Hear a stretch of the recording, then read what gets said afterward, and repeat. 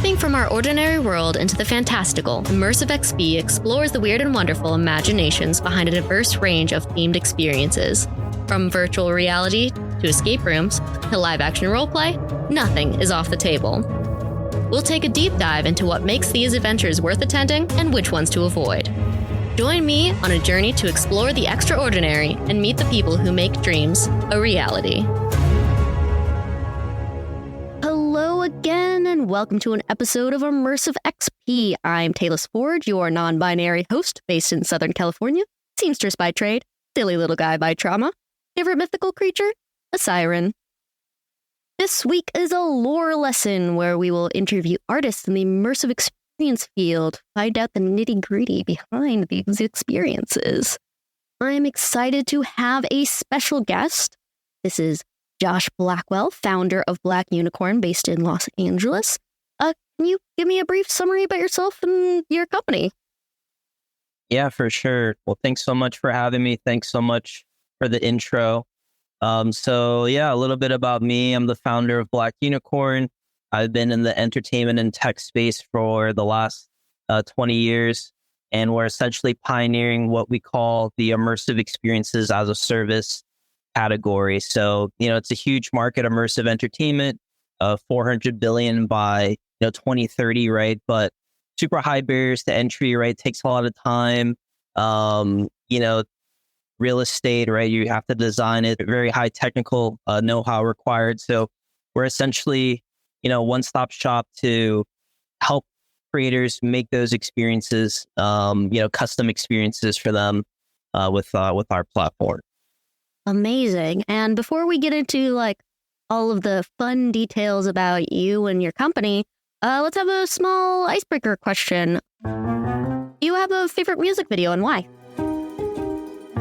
Yeah, so, one music video that really comes to mind, and especially growing up, is Thriller, right? The Thriller video. Classic. So I remember being a kid, seeing that for the first time, and actually, honestly, being pretty scared, but also not being able to look away. It was just so different and really ahead of its time. Even for when I was born, it was there. Nothing I had really ever seen like it. So that one really comes to mind, and I think it's because of the storytelling, right? Storytelling in a brand new, fresh way that combines music and narrative, so well. Yeah, it's such an iconic music video, and we're still jamming to the song and picture the music video in our mind while at a Halloween party every year. So you're like, I can do the dance.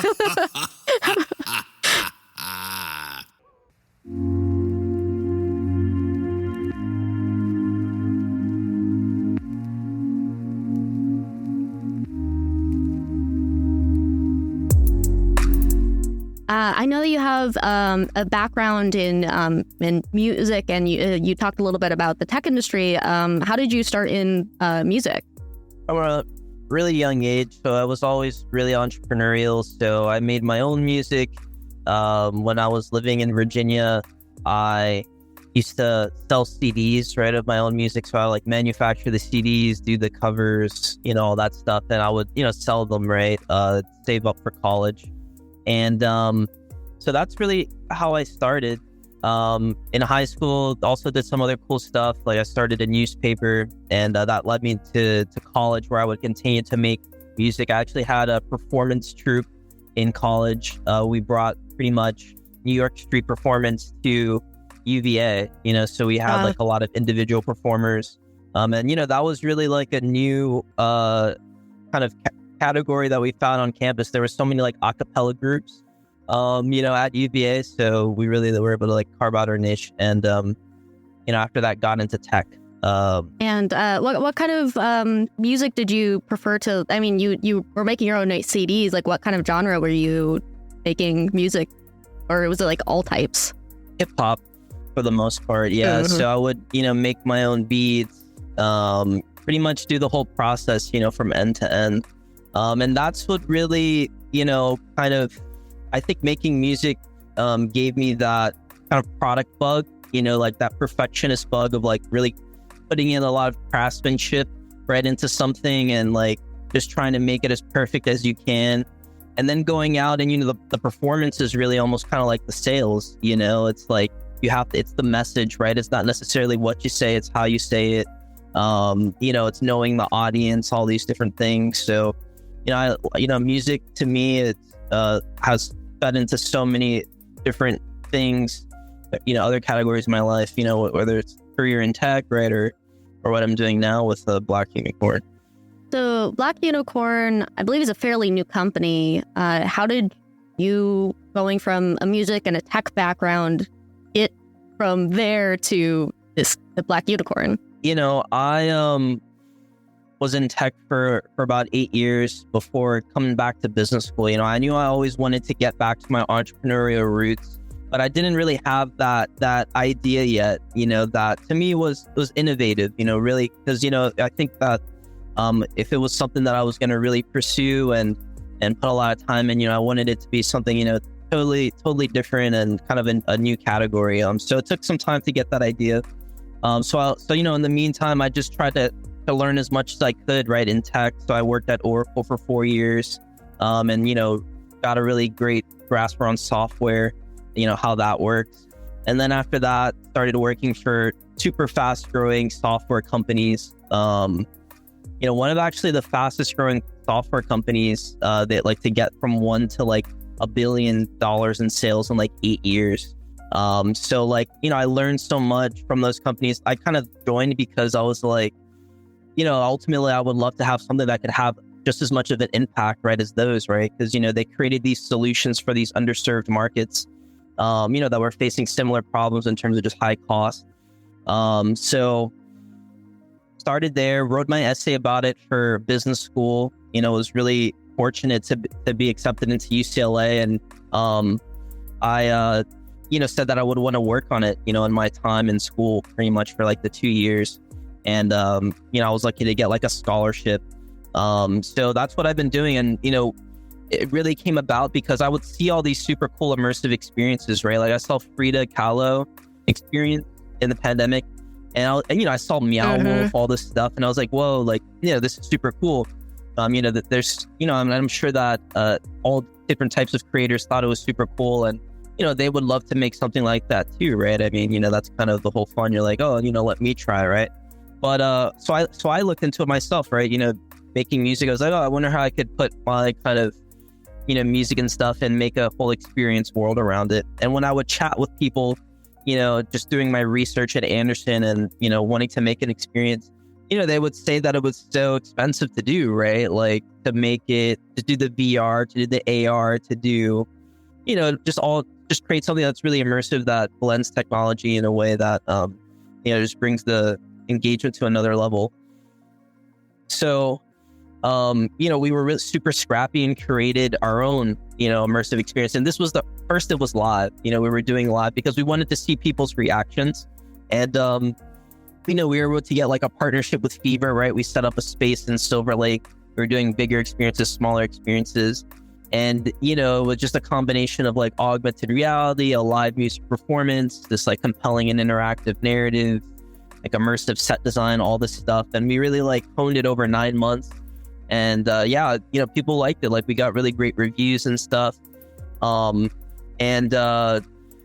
eventually we switched to digital, and, had hosted, up to like say 2,000 events, at that point. And we were, we knew that it could work for, one individual artist or, a few individual experiences. And, now we were really starting to think that it could work for all different types of creators, brands. Essentially every type of vertical could tap into this, next generation of how to connect with fans, consumers, even tell really engaging immersive user journeys, on customers as well. Yeah. How did you get the name Black Unicorn? Well, it's spelled Black Unicorn because, we've been bootstrapping so far. We've had to be super scrappy. So, we could only afford 2 vowels. And yeah, Black Unicorn because my last name is Blackwell. I feel like in the beginning, I mean, you put a lot of it yourself into the company, I think, to kind of get it off the ground, right? So, just, kind of wearing so many different hats in the beginning. And yeah, Unicorn, I worked for kind of super fast growing companies that have really been able to serve or create solutions, I should say, for underserved populations, right? People that are maybe been overlooked.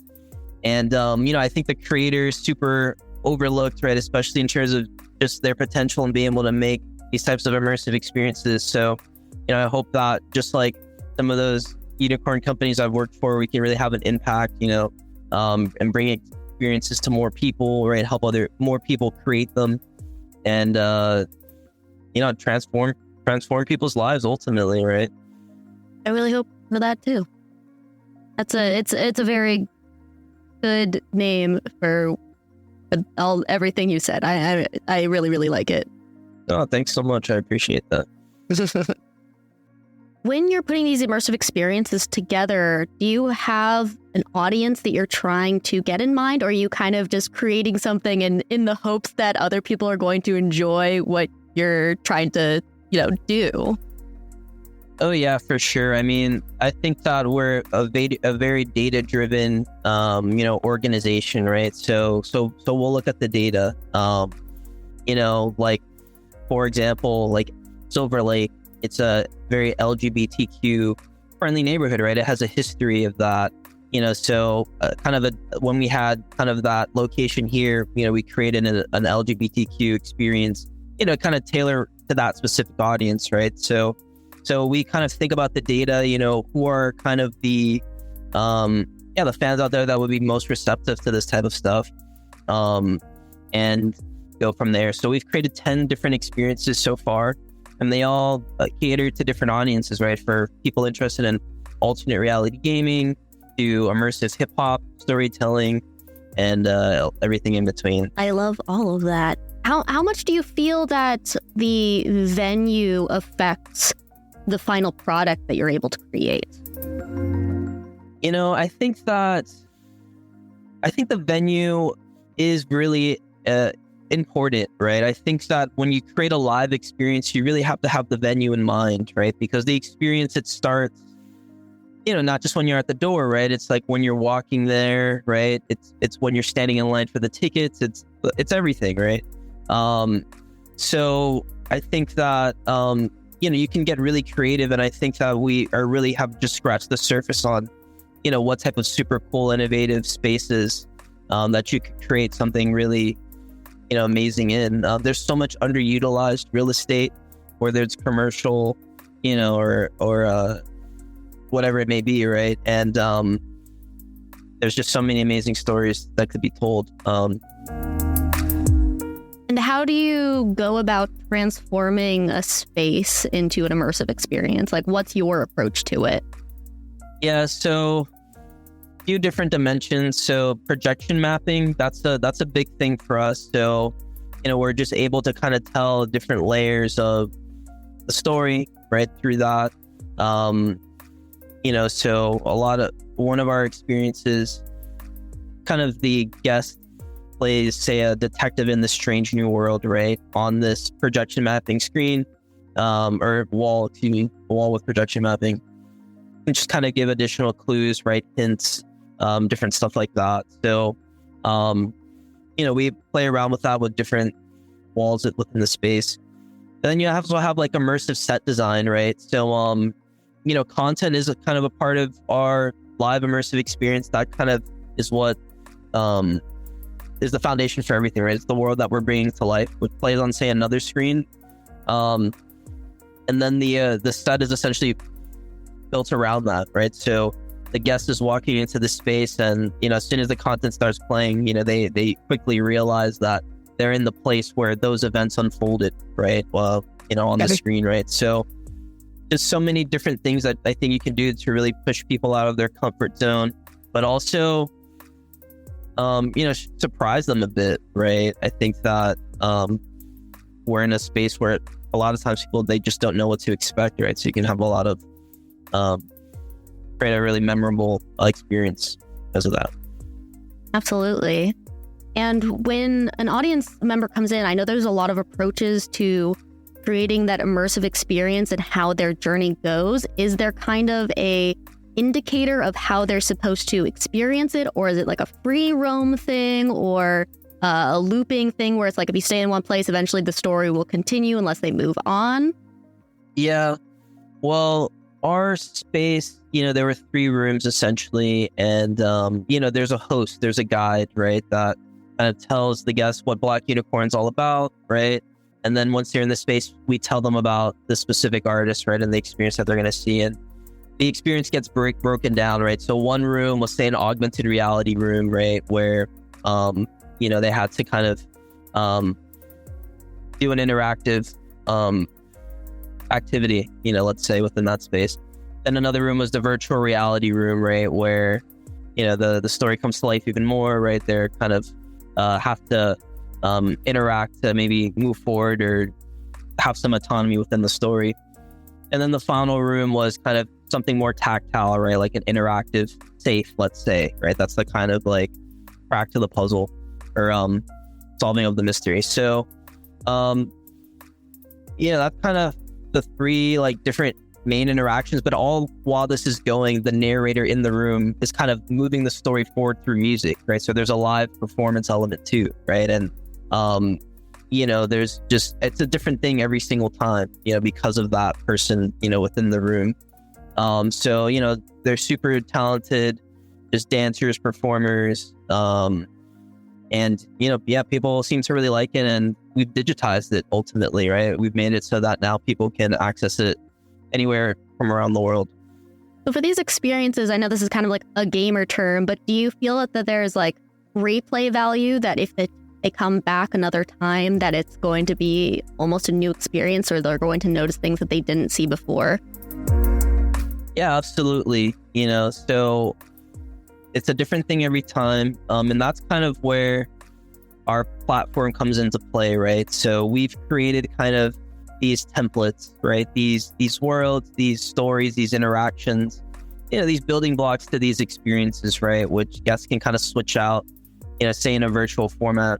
And it's a different thing every time because, the guest or the user can ultimately, add what, a verse, right? Or multiple verses, over kind of some of the content and music that's playing.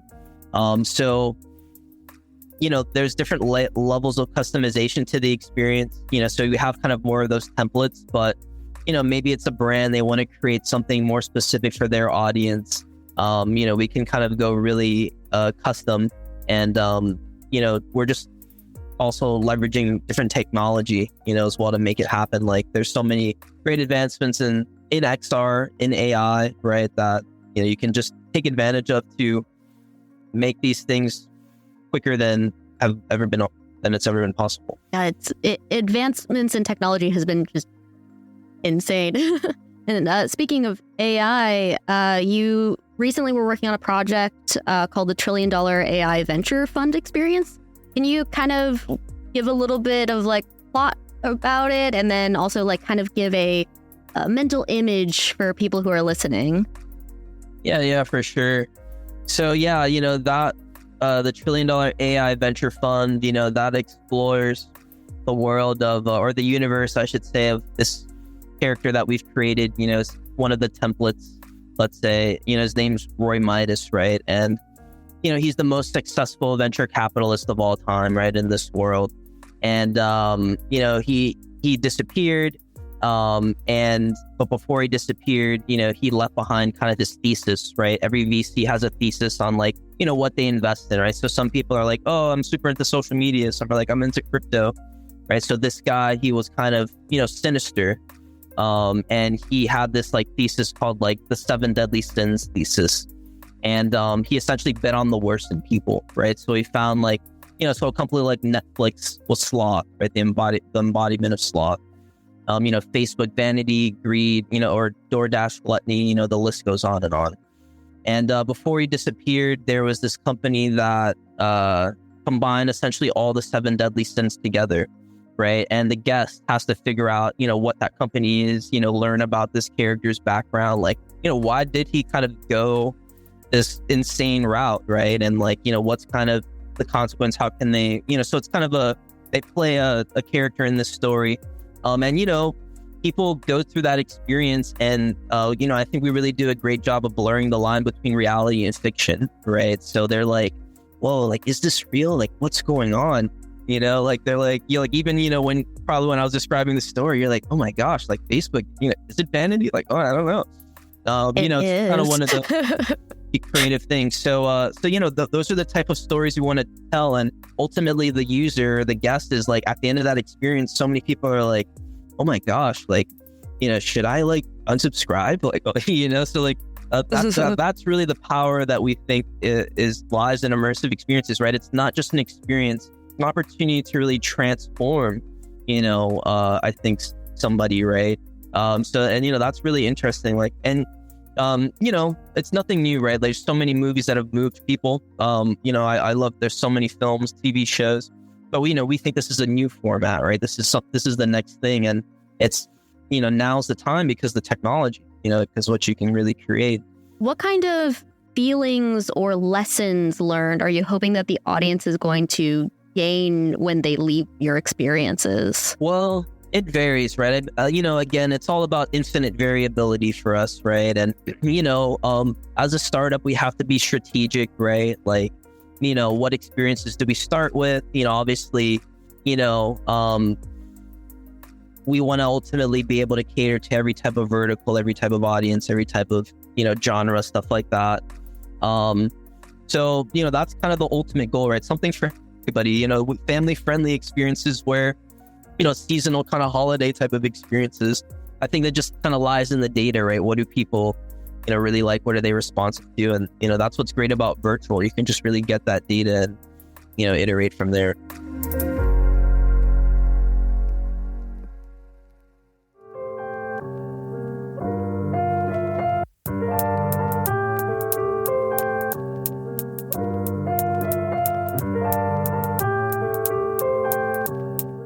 So I know that you had mentioned that you're doing a lot of online experiences, and then a lot of them are in person that are going to be more located in the Los Angeles area. Do you have any intentions to expand in-person experiences to other locations, or potentially bring them to immersive experiences like events like Neotropolis is a big cyberpunk one, for example? Oh, wow. Okay. Yeah, I mean, I think that our experiences can be done anywhere. We have a super creative team, and we can kind of, we have so many kind of stories and stuff within these universes we've created. We can make it work. I'd say that, yeah, we're open to potential locations, right? I think that, our vision is ultimately everybody can enjoy these experiences all over the world, right? Whether it's physical or digital. So, I'll have to look into that Neotropolis. Oh yeah, it's a very cool immersive festival out in the Mojave Desert. Whoa. Yeah, it's definitely the place to do some really neat things with it, and I'm sure I'll talk about it in a podcast episode eventually. But you got time until April when it is. So nice. I think it's a good opportunity to bring something like this to those events, especially with using VR and other technological cyberpunky things. Essentially, like that's what we've kind of come to with all of our tech. Oh yeah. Do you mention that you have a really good creative team? Can you tell me a little bit about the kinds of people that you work with? Oh yeah, so we have a lot of kind of different artists that we've helped brought their visions to life. So yeah, we've collaborated with a lot of different artists, local in LA, from just kind of one verse. So that's what's really great about, our experiences, right? We have kind of, the fast, fun, free, easy version where everybody can access, like all we need is one verse, right? And you can pretty much leverage one of these templates, right? But, put your own spin on it, right? Like, we give you creative liberty to kind of, tap into this infrastructure more or less. But then we also have, more intricate custom experiences, right? Where, you can just customize it, have your own characters, different stuff like that. So there's really something for everybody. And when creating these experiences, how much kind of play testing do you do before you bring in audiences that don't really know much about it? Yeah, I think that for audiences that don't know about it, I mean, we give them kind of a free trial, let's say, with that Oneverse product, right? So, you know, maybe if it's an artist or creator, right, they don't know anything about it. Maybe they just saw, you know, an exhibit or an ad online, right, and wanted to learn more. So yeah, they get a verse, right? We have a platform where, you know, the instrumentals are on there. The other creators we've collaborated with, there's kind of like content on there, educational content, tells them more what this, you know, experience is, or what the format is, or medium, I should say. And they can add their own spin to it, right? Give it a try and set up a virtual experience where they can invite their friends, right, or their fans, and you know, monetize, right? Ideally, you know, we think that you know, music especially, like it's getting more and more expensive to kind of set up shows, you know. I mean, there's obviously the big players that do really well, but you know, and the fans feel that too, right? The ticket prices go up hand in hand. So we feel like with virtual, you know, it's an opportunity for people to really monetize, and, you know, monetize on a grand scale, because you don't have to worry about the capacity of, you know, a building, right? So you know, they could start there, right? And then just continue to expand, right? So maybe you go from one verse to like 5 verses, right, for one experience. You know, maybe we kind of come out to you and help you shoot the content, right, which is really important. You know, we have AI tools that we can leverage to help them make these experiences too. So, you know, there's something for everybody. And, you know, even a company, right? Like, we're chatting with a lot of organizations that, you know, they really want to show what the user journey is like for whatever company or product they have, right? Whether it's a company that sells to truckers, right?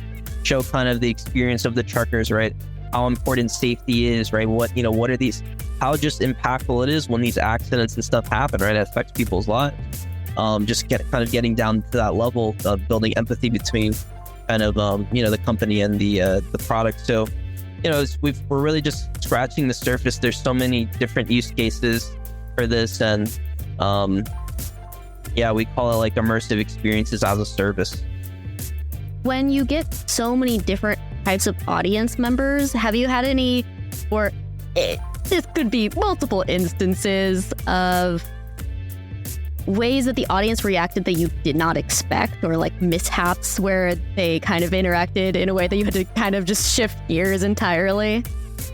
Oh yeah, I mean, you know, that's what's so interesting about launching like a new product, right? Just getting the feedback and seeing what people like, what the reaction is, right? So we've seen it all across the board, right? So like people having really like life-changing like experiences, right? Like you know, people kind of, you know, feeling like they're transformed, right? Like they're thinking about their life.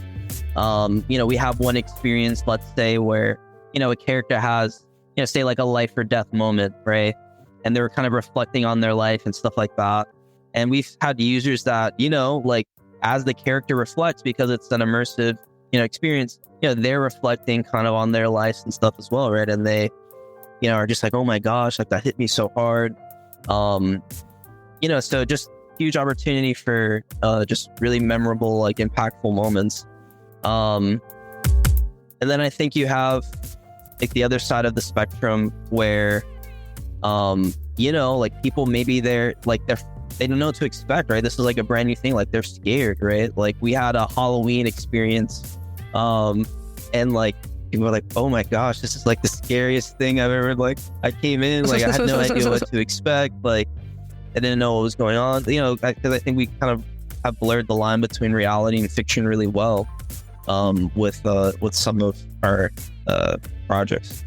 Music specifically, I feel like it kind of transcends any sort of language barriers because there's so much emotion involved with it. But do you feel like when it comes to an immersive experience where it is both visual and audio, that there are issues with language barriers? Yeah, I mean, I think that, you know, we do provide subtitles and different stuff like that, right? I mean, that's what's great about these virtual experiences as well, right? I mean, you can literally be all over the world. You know, I mean, and it is a global thing, right? In London, there's so much innovative stuff, right? In Tokyo and, all over the world. So, so we do think that we want to be kind of global from like the outset. So, subtitles and stuff is an option. But I do think that, America, just the record industry here, it is kind of a global force, right? I mean, there's so many artists coming from different countries. But I do think that, a benefit of kind of music is, sometimes the words don't matter, right? And it's just like whatever language it is, people, they just kind of feel the infectious energy of it. And, they feel the impact, right, without necessarily knowing what it means. Like they may not be able to comprehend, but they can't deny it either, right? They can't deny kind of the impact of it. Absolutely. And mostly, I just want to know what future projects and current upcoming projects are happening that you're getting excited or we're starting to work on.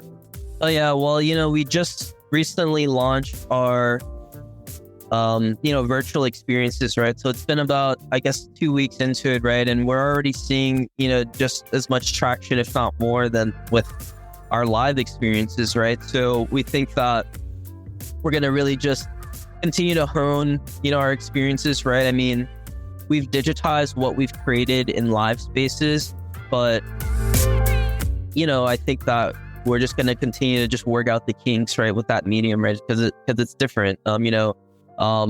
Ultimately, I think that, we want to provide experiences for everybody kind of all across the spectrum, right? Big, small, artists, companies. So, it's just kind of continuing to expand our capabilities, right? Grow our team. I'm finished with business school, right? I was really fortunate to graduate. We're full-time now, right? And we're probably gonna, or we're looking into, potentially raising capital, right? Because, we want to expand it. We think that, this is it's a huge market. It's a huge opportunity. And we want to empower all the creators out there. Absolutely. Also, I went to business school too, so. Oh, nice. Where'd you go? I went to Cal State Fullerton. Oh, wow. Okay. What do you think is the most rewarding creation that you've done? That's a great question. So, last year, we kind of really tested our first immersive experience prototype, So when I was in business school, we did this at, LA Tech Week, right? Which is hosted by, Andreessen Horowitz, like a really big, like VC firm, right? And they're doing it again this year. We're going to probably do some virtual stuff just because, we're really leading with that now.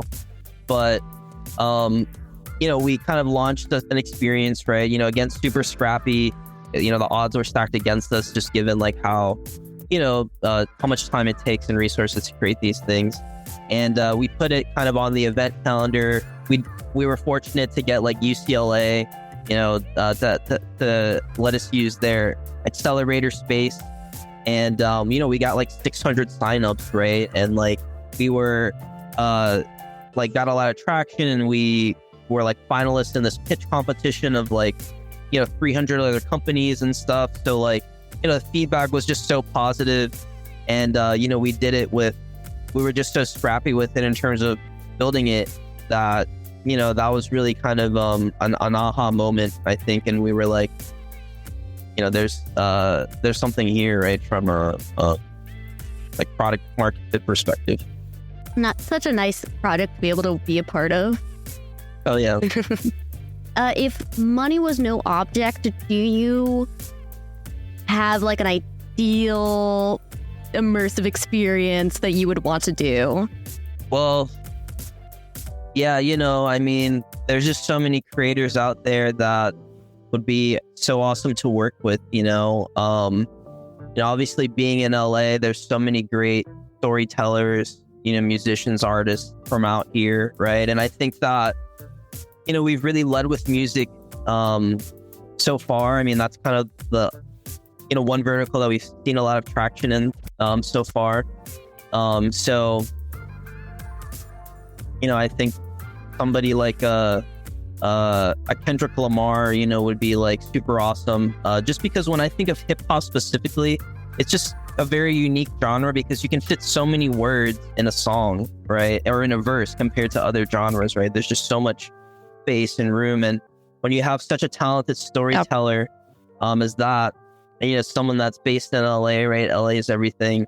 I think that could be super awesome. And there's just so many other creators that are looking to create, branch off, do some different stuff. I do think that there's kind of a bit of a shakeup in the industry, right? Whether it's, live music with Live Nation, all the stuff happening there, or,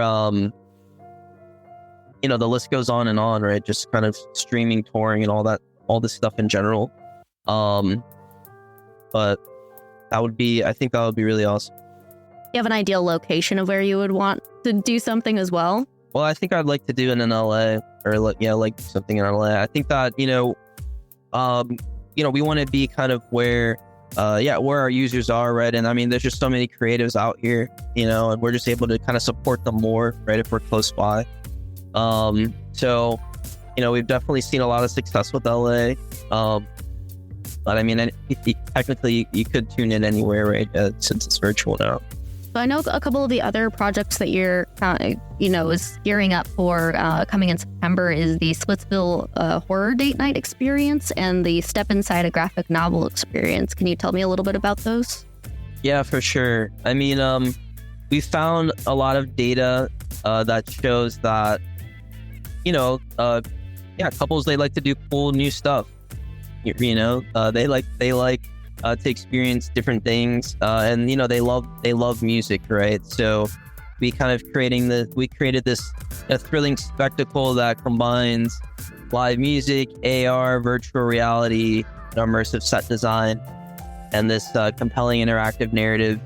And essentially, it's gonna be something really cool tailored to couples in the sense that they can really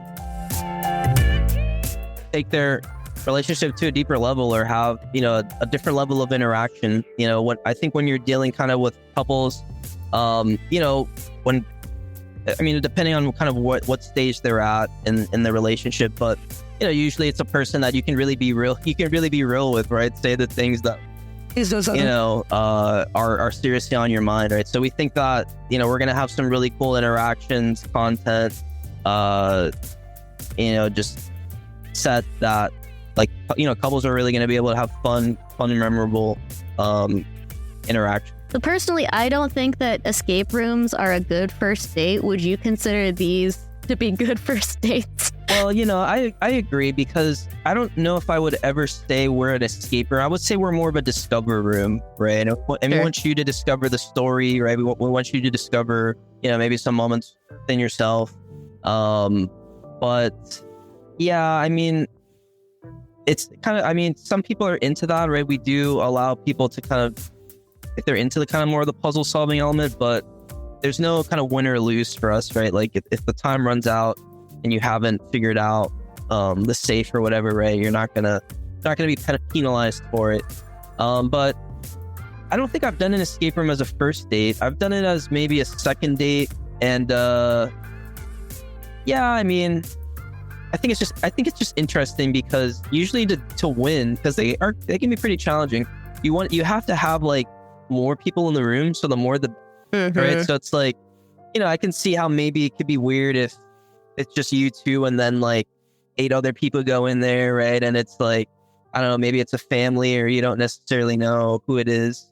I think that's kind of something that's interesting too, right? People, they usually, it's about the experience, right? But it's also the experience you have together, right? And I think that what's unique about our horror date night experience is that, it's really kind of about, the couple, right? The people that go there together.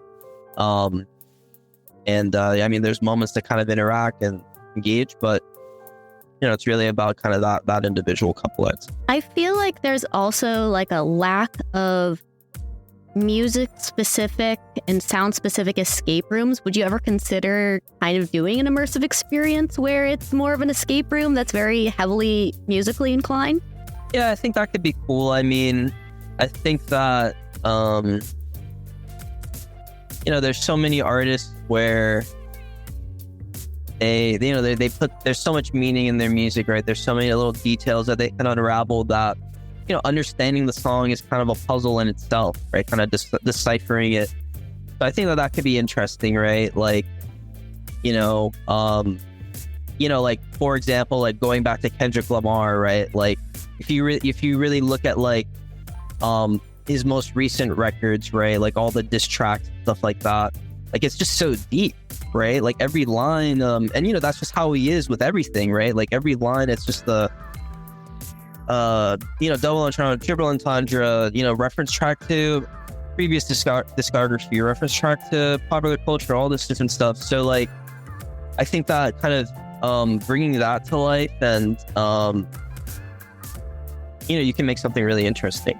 Yeah, I think kind of that artist journey of, coming up with lyrics and stuff would be a very interesting concept for kind of mysteries to solve and puzzles, etc. Yeah. I mean, I think we've done that, but I think we're targeting kind of, or so far it's been more of the emerging artists. But yeah, ultimately, we want to scale. We think that this is kind of a new format that everybody can take advantage of, big or small, all different types of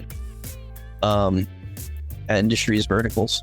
Are there any artists that you've worked with that you were really surprised by? Oh yeah, every day, because ultimately people are just kind of always pushing the envelope and driving things forward. Like it's just so exciting and fascinating to see what people can do with it. Kind of like MTV, with music videos, right? Like first they just evolved so much, over time, right? Everybody's kind of trying to make something different and unique, right? Have their own spin on it.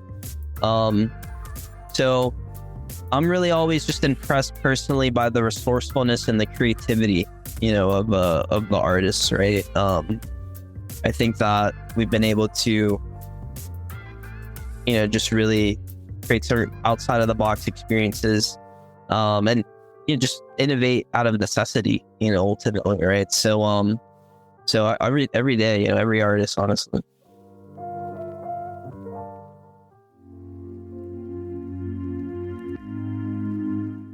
I think it's super important, of course, accessibility when it comes to immersive experiences. And with doing a lot of virtual stuff, I feel like it can go to a lot bigger of an audience and be much more accessible. Do you feel that when you're doing an in-person one, you're considering movability, color blindness, sensory overload, etc.? Oh yeah, I mean, we're huge on accessibility, right? We want everybody to be able to access, but also create, too. But yeah, that's something, we keep in mind, right? Like we do kind of ask those questions on tickets and stuff beforehand, right? Any allergies, you never know, right? People, if you have a balloon and experience, some people are allergic to, that type of material, right? Yeah, mylar balloon allergy is a rare one, but definitely there. Yeah, you just never know. And yeah, the sensory overload thing you said, panic attacks, just all different types of stuff, right? So we do think about that, and we just try to set expectations, right? Let people know, because every experience is different, right? You're gonna have some that are maybe scary. Depends on the creator and maybe that specific audience that we're targeting at the time, and maybe even the time of the year, right? But no injuries at all, really. We've had a really good track record. Heck yeah. That's very good. Rare, honestly. No, I think it's because we have great hosts. The host is there. Because, I think that, maybe when the host isn't in the room, people maybe go into a rabbit hole. They go into places maybe where there's nothing there, especially in an escape room when they're so difficult. So I think you get people just like climbing things. You're like, what are you doing? Yeah, exactly, right? I mean, so the host is there just like, you're going in the wrong direction, or hey, watch out, just kind of making sure that nothing bad happens. How do you go about hiring the hosts? Well, it's really a program for us, long-term program and a pipeline that we want to develop with our hosts, right? Because, the host really is first off, they're a multi-talented individual, right? So they can, oftentimes dance, they can sing, they're acting, right? They know lines. They have to know the technical stuff in the room, the AR, the VR. They have to know, operationally how it's going to work and all this different stuff. They're playing kind of lots of different hats. And, we do that because we want them to ultimately, help create our next experiences, right? We want them to be able to make something and they can monetize, and then they can have other people create, have a template that other people can use and kind of, pay it forward, right? For, the more experiences we have, the more kind of organizations, individuals we're going to be able to work with. So yeah, it's really a multi-talented individual that's interested in technology, that has a vision, maybe for their own art, creativity, or where this can go, right? Where this medium can go, and likes to have fun, right? Likes to kind of put themselves in these interesting immersive experiences. I love that. I think the host or like game master, whoever is kind of facilitating the experience, are like so important to the journey. And it's so good that you haven't had any instances with the audience, because that can make or break a lot of immersive experiences, unfortunately. Yeah, I haven't heard the horror stories. I think that obviously, there's challenges with in-person experiences, right? Just with space and throughput and inflation, all this different stuff, right? But you just try to anticipate, right? And we always kind of just lay out the experience beforehand, right? And just highlight safety and enjoyment, right? Safety and enjoyments are number one priority, right? Listen to your guide. We want to make sure that you have a great. So Josh, thank you so much for talking to me about your immersive experiences. This is so enlightening, and I am so interested to see how things go from point A to point Z, basically, because every experience is so different.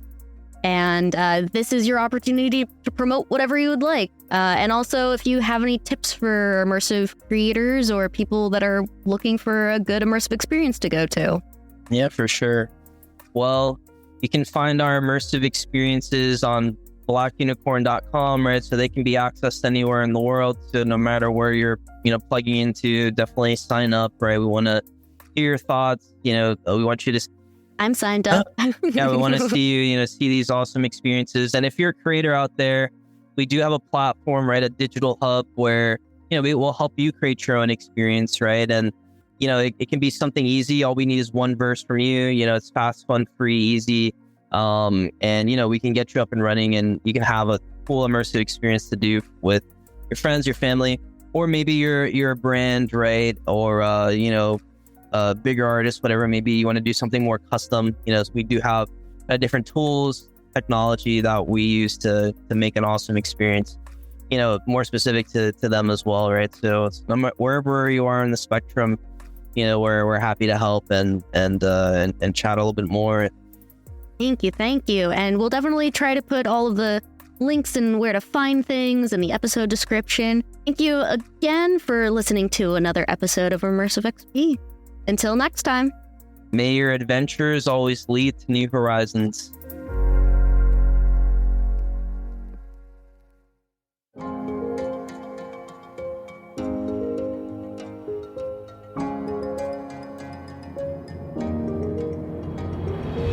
Check out our website, immersivexps.com, to join our free Ko-fi, which will have visuals and additional content of the immersive experiences discussed in each episode.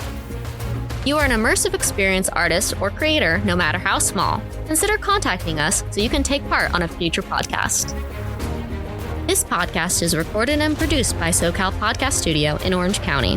Thanks for listening.